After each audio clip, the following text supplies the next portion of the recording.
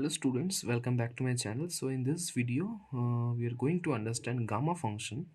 This is a very important topic for your graduation, for your BTech, BE or BSc. So in this video we are going to cover the concept of gamma function, the properties and few proofs of the properties, and we will see few sums based on this gamma functions.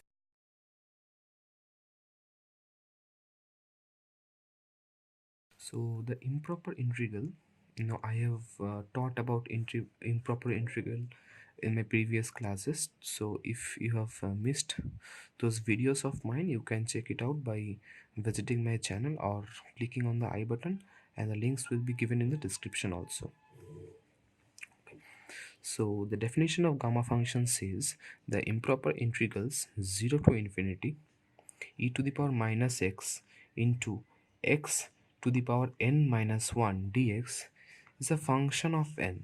This is a function of n, right? This is not a function of x. You must note it down. This is not a function of x.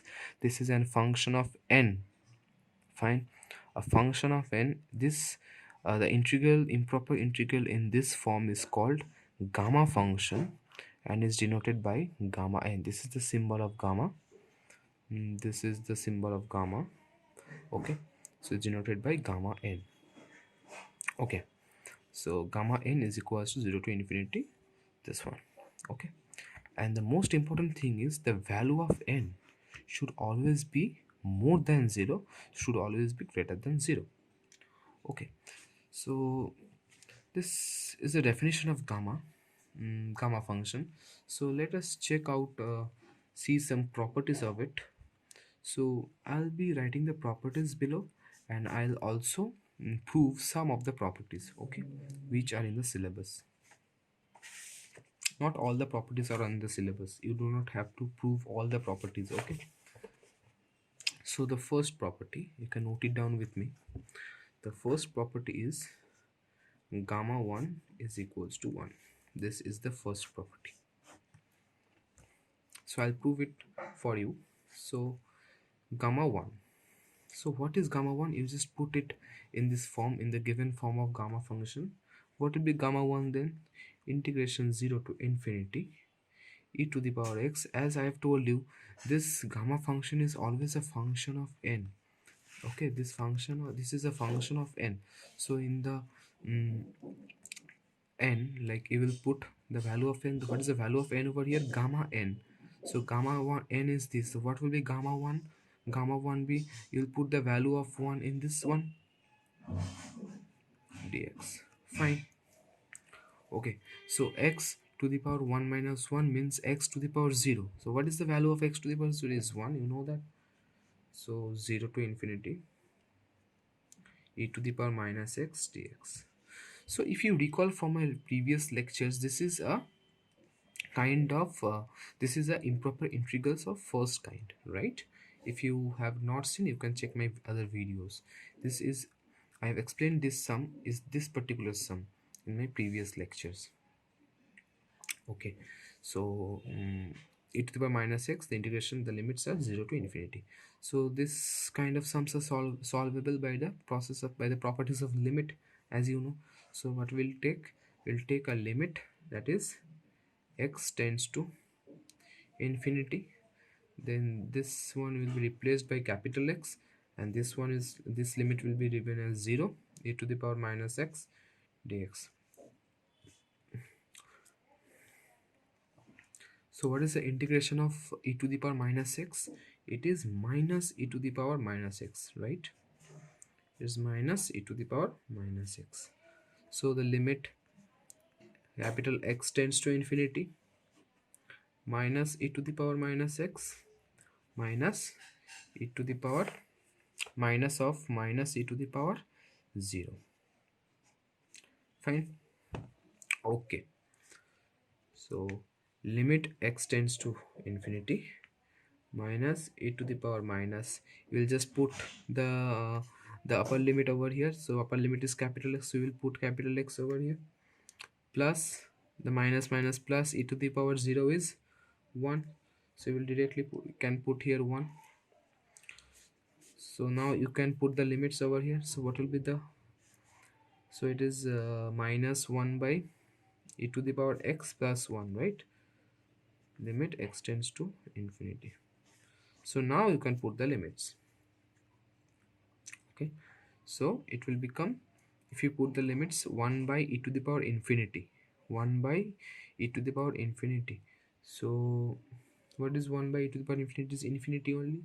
So infinity plus 1, so 1 by infinity, sorry, so this part will become infinity, right? X to the power infinity.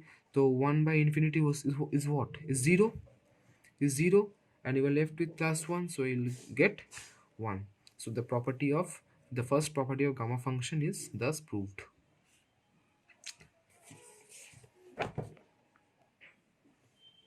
Okay, let's come to the second property of gamma function. The second property states that gamma n plus 1 is n gamma n. So the second property is this one. So we shall prove this one also. So first we shall so what is the gamma function? The gamma function states that gamma n equals to, what is the definition? 0 to infinity e to the power minus x, x to the power n minus 1 dx. Fine. And what will the gamma n plus 1 then?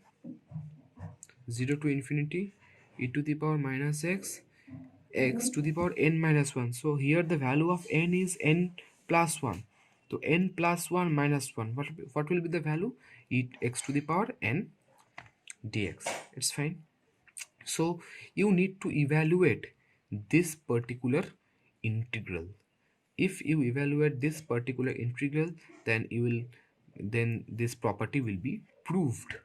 Okay, how can we solve this kind of integral? We have learned in the class 12th, I guess. We've learned that this can be solved by the properties of, by the process of by parts, right?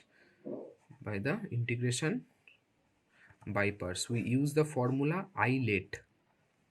We use the formula, we use the simple formula. The thumb rule is I let. What is I let? I stands for what? I stands for integer, L for logarithm, A for algebra, T for trigonometric, and E for exponential functions, right?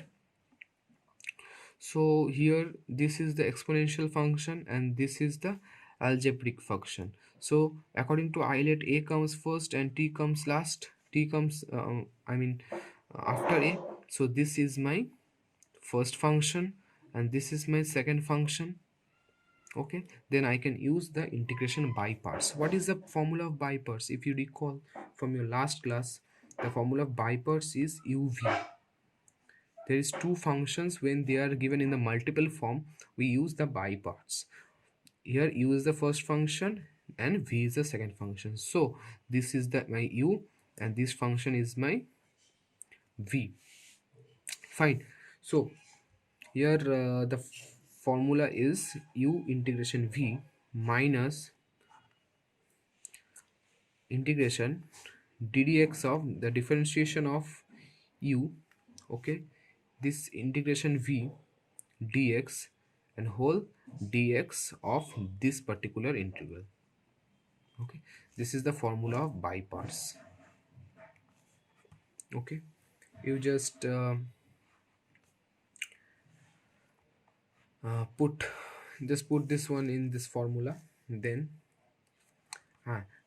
yes, because this is a case of improper integral, so you must use limits in this case. So this infinity will be replaced by a new variable, that is capital X, as we have done in the previous improper integrals lectures. So this uh, infinity will be replaced by capital X, which tends to infinity. So you just write this.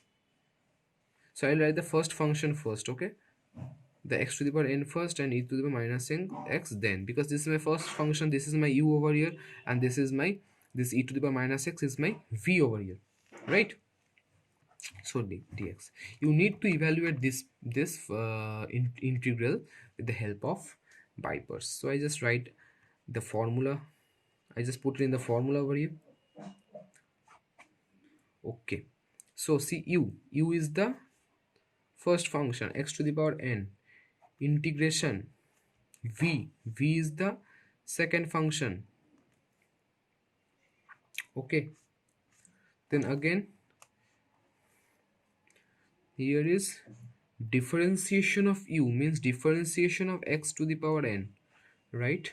Then here integration of v is over here e to the power minus x, e to the power minus x dx, and this whole is the integration. Then you just close the bracket over here. Okay, if you solve this, you will get what I just write it here. So limit x tends to infinity, hope this is clear. Okay, x tends to infinity, so x to the power n, x to the power n. So see, what is the integration of e to the power minus x? It's minus e to the power minus x, right? It's minus e to the power minus x, minus e to the power minus x. Okay, so the limits are 0 to x. Fine. Okay, so what is the differentiation of x to the power n? If you recall from class 11, it is nx into to the power n minus 1. This is the integration of x to the power n. So n x to the power n minus 1. Again, what is the integration of e to the power minus x? It is minus e to the power minus x, right? It is minus e to the power minus x. So I'm just taking the minus out of this integral part and just keeping it here. So minus and minus becomes plus, such that it becomes e to the power minus x. Okay, and the limits are done. I hope it's clear up to this.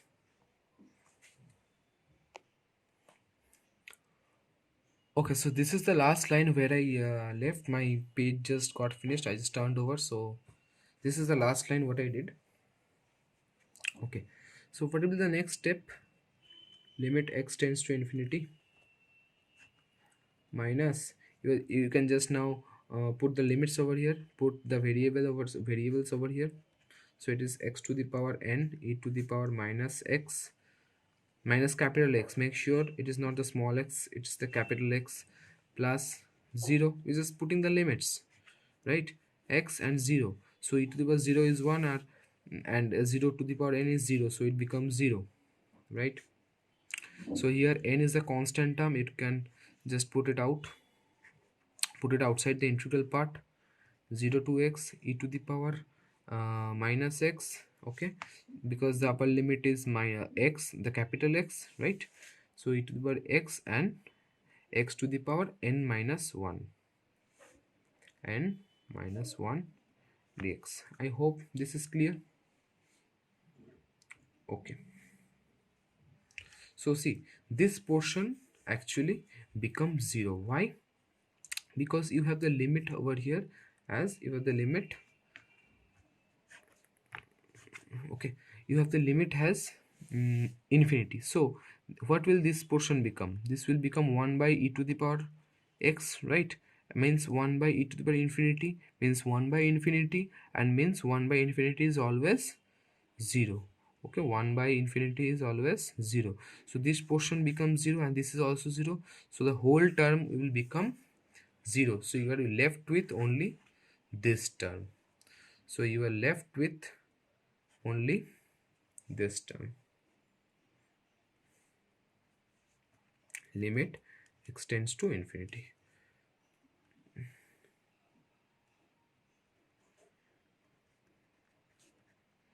If you now put the limit over here, so what will be the answer? N 0 to infinity e to the power this minus x, so it will be minus x to x to the power n minus 1 dx, right? And this is what? This is the property of gamma function. This is the property of gamma function. So you can write n gamma n. So hence it is proved that the value of gamma n plus 1 is nothing but n gamma n. Okay, so the third property of gamma function is gamma n plus 1 is basically n factorial. So let's see the proof over here for this. So first write the value of gamma n is integration 0 to infinity e to the power minus x to the power n minus 1 dx. Fine, this is the value of gamma n.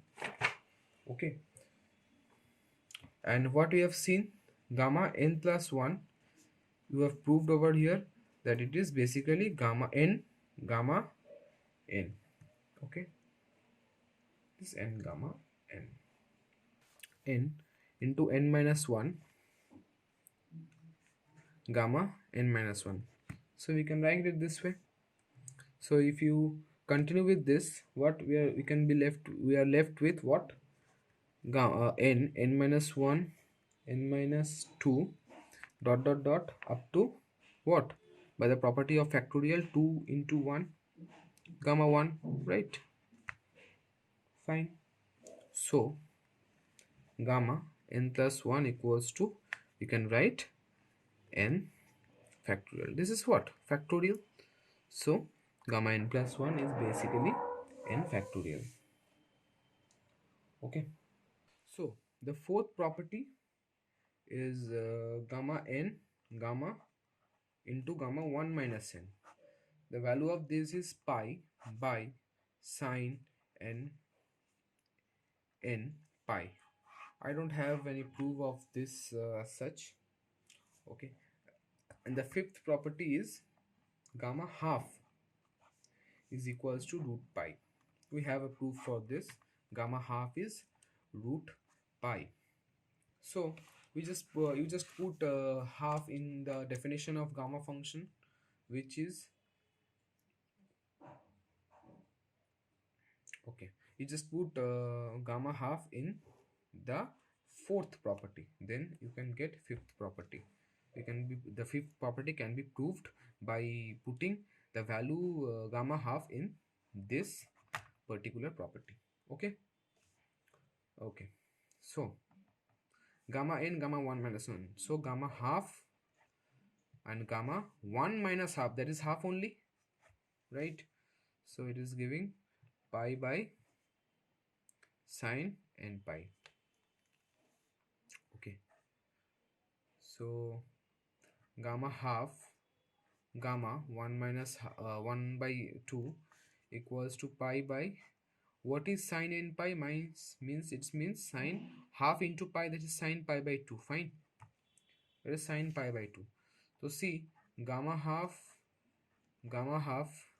what is the value of sine pi by 2? It is 1, that is sine 90 is 1, so we are left with 1. So gamma half into gamma half is gamma half whole square, then gamma half will whole square equals to 1. Therefore gamma half, the value of gamma half is, I'm sorry, I just need to write pi over here. It is pi by 1, it's pi. Okay, then gamma half will be root pi. Okay, so I hope this video helps. These are all the properties. I'll just recapitulate the properties for you guys. I'll just recapitulate the properties. Okay, the first property is gamma 1. Gamma 1 is always 1. This is the first property.